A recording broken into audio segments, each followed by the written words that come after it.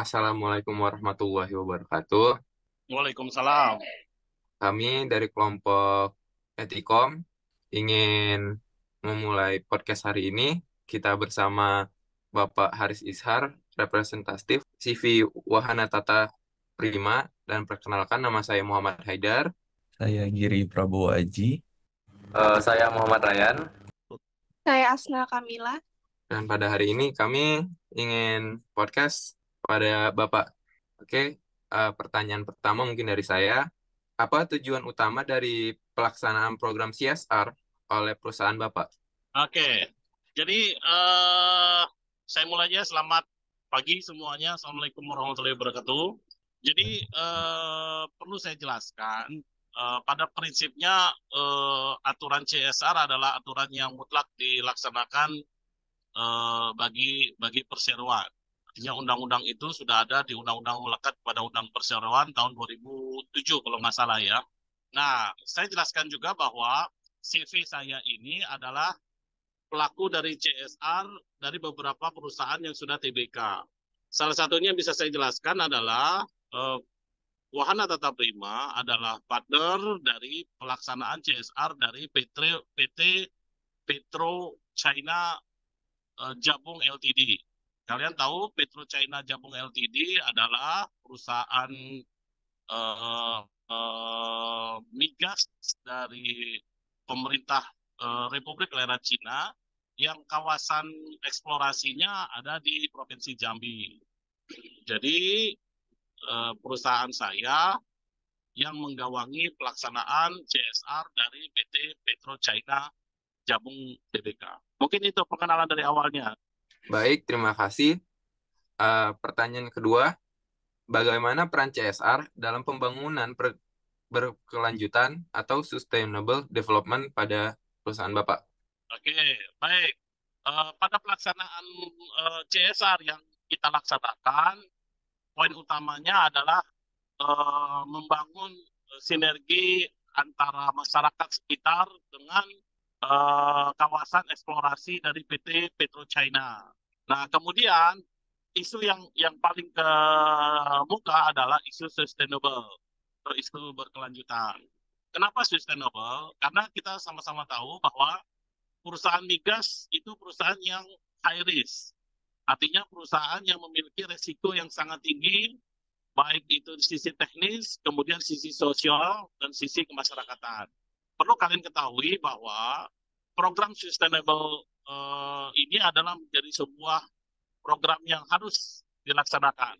Masuk sustainable adalah bagaimana perusahaan tidak melepaskan nilai-nilai sosial budaya masyarakat sekitar, sehingga sisi perusahaan melaksanakan operasionalnya dengan dukungan penuh dari masyarakat, sehingga nilai sustainable-nya dititik beratkan pada pemberdayaan masyarakat. Itu jawaban saya. Baik, Pak. Baik, terima kasih.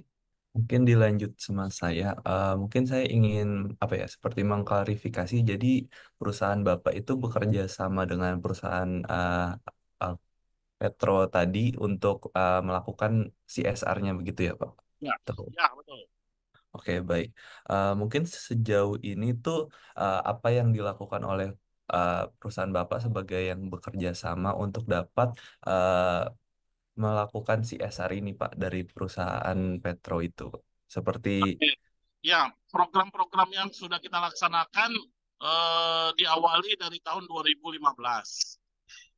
2015 kita bersama Petro China mengembangkan area yang kalau di Jambi tahu tentang pengembangan area kopi kopi Liberica. Ya, kopi Liberica itu adalah salah satu varian kopi yang ada di Indonesia selain kopi Robusta dengan Arabica. Khusus Liberica, kebetulan kawasan produksi dari Petro China di Tanjung Jabung Barat itu adalah area yang sangat-sangat sesuai dengan tanaman kopi Liberica. Di awal 2015 sampai sekarang, kita sudah mengembangkan 3 kelompok masyarakat yang berada langsung di kawasan Ring 1 eksplorasi Petro China. Dalam operasionalnya, kami koordinasi dengan SKK Migas. Karena bentuk laporan dari pelaksanaan CSR ini selain ditembuskan ke PetroChina, langsung dihubungkan langsung dengan SKK Migas selaku pemegang hak eksplorasi migas di Republik Indonesia. Baik, Pak. Mungkin selanjutnya saya ingin bertanya, berarti untuk perusahaan Bapak ini memang fokusnya di pelaksanaan CSR ini atau ada uh, seperti pekerjaan lain gitu, Pak, yang dilakukan oleh perusahaan Bapak? Oke, sesuai aturan dari pelaksanaan CSR, kami memiliki satu NIP, artinya kalau dalam perizinan itu namanya single purpose. Single purpose artinya perusahaan kami mengkhususkan dalam pelaksanaan program CSR untuk perseroan yang sebetulnya sudah kita dapatkan melalui mekanisme tender. Oke, baik, Pak. Terima kasih. Untuk pertanyaan selanjutnya akan dilanjutkan oleh rekan saya. Oke, untuk pertanyaan selanjutnya kan sebelumnya Bapak sudah memberitahu bagaimana sistem CSR yang ada pada perusahaan Bapak. Nah, untuk pertanyaan selanjutnya adalah, apakah ada tantangan bagi perusahaan Bapak dalam menerapkan CSR tersebut? Oke, tantangan terbesarnya adalah membentuk mentalitas masyarakat. Karena yang diterima masyarakat dan yang CSR itu masih memiliki stereotip bahwa dana ini dana pemberian.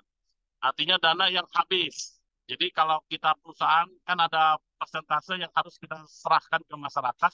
Itu yang jadi masalah utamanya. Karena apa? Karena parameter dari kinerja CSR itu harus masyarakatnya diberdayakan. Bukan berarti kita memanjakan masyarakat. Nah, kenapa perusahaan kita selalu menjadi partner dari SKK Migas?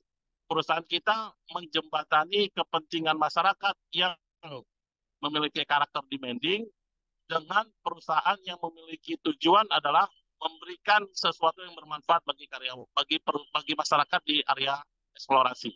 Jadi jawaban dari apa tantangan terbesar adalah bagaimana membentuk mindset masyarakat yang berada di area penerima manfaat. Kan itu. Baik, terima kasih Bapak atas jawabannya. Untuk Ya, pertanyaan sama-sama. akan dilanjutkan oleh teman saya.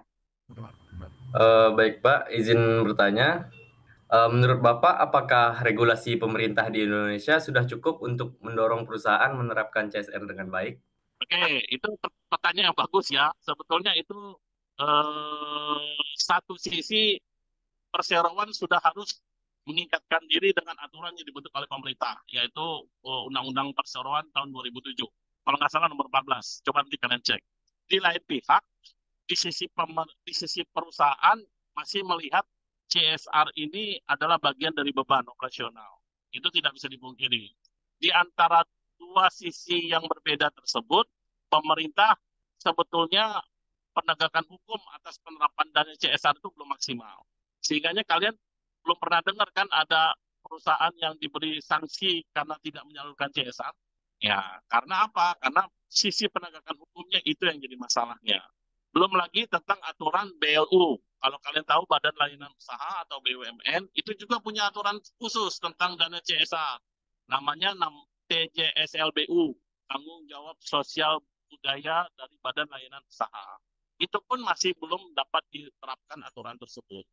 Sehingganya pertanyaan yang tadi bahwa di sisi aturan pemerintah secara letterlek sudah ada, tapi pada penerapannya di sisi penegakan hukum masih sangat kurang.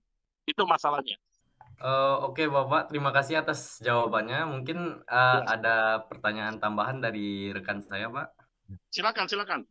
Baik, Pak. Mungkin saya ingin bertanya soal, kan CSR ini bisa dibilang dekat dengan ESG atau Environment, Social, and Governance. Nah, apakah Bapak juga bekerja dengan ESG ini, ataukah ESG itu internalnya PetroChina itu, Pak? Atau bagaimana, Oke. Pak? Ya, konsep ESG itu next dari CSR. Sebetulnya itu konsep sudah dalam radar kami ya. Bagaimana setelah masyarakat itu kita berdayakan, masyarakat itu punya ekonomi yang bagus, kita kembalikan lagi bahwa ekonominya berimbas kepada profit perusahaan, internal perusahaan. Nah, itu satu rangkaian itu yang belum saya dapat lakukan. Karena perlu kajian-kajian khusus untuk bisa menerapkan pola itu. Dan itu menurut saya pola yang menarik kalau bisa dilaksanakan. Ini dong. Ya, baik, Pak. Terima kasih. Mungkin tadi sekaligus pertanyaan penutup ya, Pak. Karena keterbatasan waktu. Mungkin bisa ditutup oleh Haidar. Ya, Ya, silakan. baik. Terima kasih kepada rekan-rekan saya dan terima kasih juga pada Bapak Haris Ishar dari perwakilan WTP Jambi. Mungkin sekian dari kami. Wassalamualaikum warahmatullahi wabarakatuh.